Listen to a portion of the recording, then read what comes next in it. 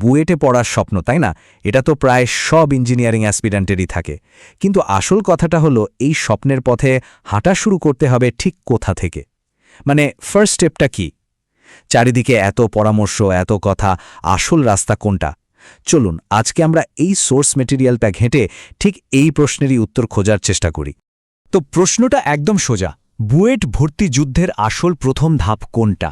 বেশিরভাগের মাথায় হয়তো আসছে কোনো একটা নামকরা কোচিং সেন্টারে ভর্তি হয়ে যাওয়া, কিন্তু আসল উত্তরটা শুনলে একটু চমকে যেতে পারেন। আসল উত্তরটা হলো ভর্তি কোচিং না, আসল উত্তর হচ্ছে এইচএসসি বোর্ড পরীক্ষা। হ্যাঁ, একদম ঠিকই শুনছেন। বিশ্বাস হচ্ছে না হয়তো, কিন্তু বুয়েটে ঢোকার প্রথম এবং সবচেয়ে জরুরি যে চাবি, সেটা কিন্তু বোর্ড পরীক্ষার রেজাল্টের মধ্যেই লুকিয়ে আছে। আচ্ছা চলেন বিষয়টা একটু ভেঙে দেখা যাক। কেন বোর্ড পরীক্ষা এতটা ইম্পর্ট্যান্ট? কেন এটাকে পাশ কাটিয়ে যাওয়ার কোনো সুযোগই নেই? কারণটা একদম পরিষ্কার। বুয়েট ভর্তি পরীক্ষায় কিন্তু চাইলেই সবাই বসতে পারে না। আগে একটা শর্ট লিস্ট হয়, আর এই লিস্টটা বানানো হয় এইচএসসির ফিজিক্স, কেমিস্ট্রি আর হায়ার ম্যাথের মার্কসের উপর ভিত্তি করে। সোজা কথায়, এই সাবজেক্টগুলোতে যদি যথেষ্ট ভালো মার্কস না থাকে, তাহলে ভর্তি পরীক্ষা দেওয়ারই সুযোগ পাওয়া যাবে না। তাহলে সেই ম্যাজিক নম্বরটা কত? ফিজিক্স, কেমিস্ট্রি আর ম্যাথ, এই তিনটা সাবজেক্টেই টার্গেট রাখতে হবে 90+, মানে 90-র বেশি নম্বর তোলার। এটাই হলো সেই গোল, যেটা ভর্তি পরীক্ষার দরজা পর্যন্ত পৌঁছানোর রাস্তাটা খুলে দেবে। কথাটা শুনতে একটু হার্শ লাগতে পারে, কিন্তু এটাই রিয়ালিটি। এই তিনটা কোর্স সাবজেক্টে যদি বেস্ট পারফরমেন্সটা না আসে, তাহলে বুয়েটের স্বপ্নটা একদম অঙ্কুরেই নষ্ট হয়ে যাবে। তার মানে মূল কথা হলো, ভর্তি পরীক্ষার কথা ভাবারও আগে বোর্ড পরীক্ষায় নিজের সেরাটা দেওয়া নিশ্চিত করতে হবে। বেশ, তাহলে এখন প্রশ্ন হলো, বোর্ড পরীক্ষায় সর্বোচ্চ নম্বর তোলার জন্য বেস্ট স্ট্র্যাটেজিটা কি হতে পারে? চলেন এবার আমরা একটা খুবই কাজের 4 মাসের অ্যাকশন প্ল্যান নিয়ে কথা বলি, যেটা এই সোর্স মেটেরিয়ালে দেওয়া হয়েছে। স্ট্র্যাটেজিটা কিন্তু খুবই সহজ, কিন্তু দারুণ কাজের। দেখেন, প্রথম কাজটা হলো 10টা বই নিয়ে দৌড়াদৌড়ি বন্ধ। প্রত্যেক সাবজেক্টের জন্য জাস্ট একটা ভালো মেইন বই ঠিক করতে হবে। 2 নম্বর কাজ, ওই বইয়ের যত সলভ করা উদাহরণ আছে সব এমনভাবে করতে হবে যেন মাথায় একদম গেঁথে যায়। 3 নম্বরে আসে এক্সারসাইজের ম্যাথগুলো। যত বেশি সম্ভব সলভ করতে হবে, কারণ এটা কিন্তু পরে অ্যাডমিশনেও কাজে দেবে। আর ফাইনালি লাস্ট কয়েক বছরের বোর্ড কোয়েশ্চেন, মানে সিকিউ আর এমসিকিউ, বারবার প্র্যাকটিস করে প্রশ্নের প্যাটার্নটা ধরে ফেলতে হবে। আর এখানে একটা খুবই গুরুত্বপূর্ণ পয়েন্ট হাইলাইট করা হয়েছে। শুধু ম্যাথ সলভ করলেই কিন্তু হবে না, প্রশ্নের ধরন বা কিওয়ার্ড চিনে ফেলার একটা অভ্যাস তৈরি করতে হবে। মানে কোন শব্দ বা কোন ধরনের বাক্য থাকলে ঠিক কী করতে হবে, এই ব্যাপারটা বুঝে গেলে পরীক্ষার হলে কিন্তু অনেক সময় আর শ্রম দুটোই বাঁচবে। এটা অনেকটা মুখস্থবিদ্যা আর বোঝার একটা দারুণ কম্বিনেশন। ঠিক আছে, এবার আসা যাক সাবজেক্ট ওয়াইজ প্রিপারেশনে। ইঞ্জিনিয়ারিং ভর্তির জন্য কোন সাবজেক্টকে ঠিক কতটা গুরুত্ব দিতে হবে?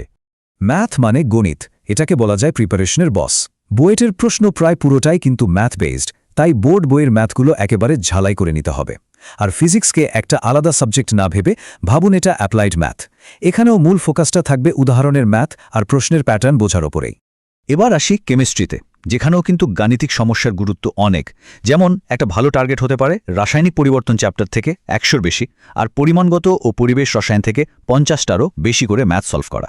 এই সংখ্যাগুলো কিন্তু প্রিপারেশনকে একটা গোছানো স্ট্রাকচার দিতে হেল্প করে। আর অর্গ্যানিক কেমিস্ট্রি বা জৈব রসায়ন, এটার জন্য কিছু ফেমাস রিয়াকশন, যেমন ধরেন অ্যালডল, আয়োডোফর্ম বা ওজোনাইজেশন, এগুলোর উপর স্পেশাল জোর দিতে হবে।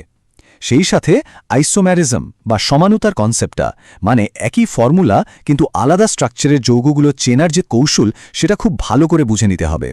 একটা ভালো প্রস্তুতি নেওয়ার পাশাপাশি কিছু কমন ভুল এড়িয়ে চলাও কিন্তু সমানভাবে জরুরি। চলেন দেখি অভিজ্ঞতা থেকে পাওয়া কিছু শিক্ষা আমাদের কি বলে। সবচেয়ে বড় আর কমন যে ভুলটা হয়, সেটা হলো বোর্ড পরীক্ষাকে পাত্তা না দিয়ে শুধু অ্যাডমিশনের কঠিন কঠিন ম্যাথ নিয়ে পড়ে থাকা। সবসময় মনে রাখতে হবে, বোর্ডে ভালো না করলে কিন্তু অ্যাডমিশন টেস্টে বসারই সুযোগ আসবে না, তখন পুরো খাটনিটাই চলে যাবে। 2 নম্বর ভুলটা হলো ফোকাস নষ্ট করে ফেলা। 10টা বই থেকে 10টা টপিক না পড়ে একটা ভালো মেইন বইকে ভালোভাবে শেষ করা কিন্তু অনেক বেশি ইফেক্টিভ। এখানে কোয়ালিটি ম্যাটার করে, কোয়ান্টিটি না। আর 3 নম্বর ভুল, প্রশ্নের ধরন বা কিওয়ার্ড না চিনে শুধু যন্ত্রের মতো ম্যাথ করে যাওয়া। এতে যেটা হয়, পরীক্ষার হলে চেনা ম্যাথও অচেনা লাগতে পারে আর ভুল হওয়ার চান্স বেড়ে যায়। তাই প্র্যাকটিসের সময় প্রশ্নের প্যাটার্ন চেনার দিকেও সমানভাবে মনোযোগ দিতে হবে। তাহলে পুরো আলোচনার পর সারমর্মটা কি দাঁড়ালো? বুয়েট স্বপ্নের দিকে এগিয়ে যাওয়ার জন্য সামনের পথটা ঠিক কেমন হওয়া উচিত? মূল কথাটা খুবই সিম্পল কিন্তু পাওয়ারফুল। আগে বোর্ড, তারপর স্বপ্ন। এখন সমস্ত ফোকাস, সমস্ত এনার্জি দিতে হবে বোর্ড পরীক্ষার ওপর। ফিজিক্স, কেমিস্ট্রি আর ম্যাথে 90-র বেশি নম্বর তোলাটাকেই প্রায়োরিটি বানাতে হবে। এই ফাউন্ডেশনটা শক্ত হলে তার ওপর স্বপ্নের বিল্ডিংটা সহজেই বানানো যাবে। এখন শেষ প্রশ্নটা নিজেদের করতে হবে, বর্তমান প্রস্তুতির যে কৌশল সেটা কি এই ব্লুপ্রিন্টের সাথে মিলছে? যদি না মেলে তাহলে কিন্তু এখনই সঠিক ট্র্যাকে ফিরে আসার সেরা সময়।